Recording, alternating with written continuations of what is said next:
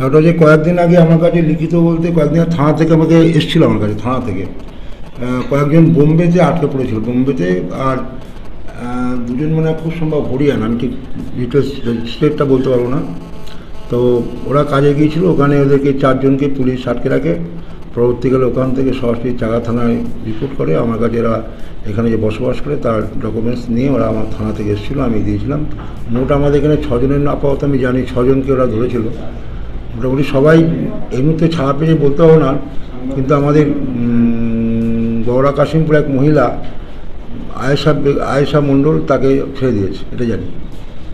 এই যে কেন তাদের আটকে রেখেছে কি জানলেন? ব্যাপারটা হচ্ছে যেগুলো বিশেষ করে বিজেপি অধ্যুষিত রাজ্য, সেই রাজ্যগুলোই ঘটনাগুলো ঘটছে।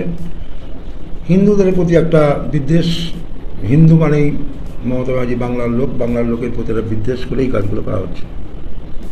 কিভাবে দেখছেন এটা? কি এর জন্য কি আপনি কোথাও জানাবেন বা উচ্চস্তর নেতৃত্ব বা না উচ্চতর আধিকারিক তো জানে, সবাই উচ্চ আধিকারিক সবাই জানে ব্যাপারটা।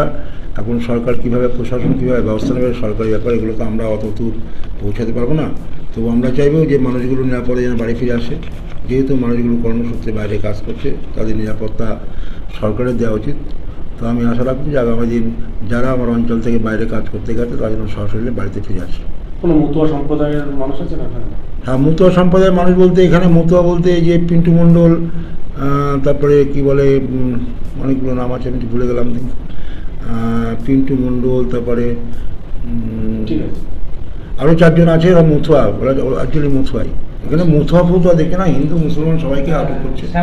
হ্যাঁ, যারা বাংলা ভাষায় কথা বলে, পুরো বাঙালি যারা, তাদের প্রতি একজন করা হচ্ছে। সংখ্যালঘু আছে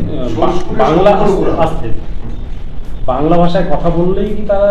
হ্যাঁ, আমার কাছে রিপোর্ট যা আছে বাংলা ভাষায় কথা বলছিল ওরা, যেহেতু নিজেরা বাংলায় কথা বলছিল তখনই পুলিশ হয়ে তুলে নিয়ে যায়, যেটা আমার কাছে রিপোর্ট আছে। এখন কি চাইছেন আপনি?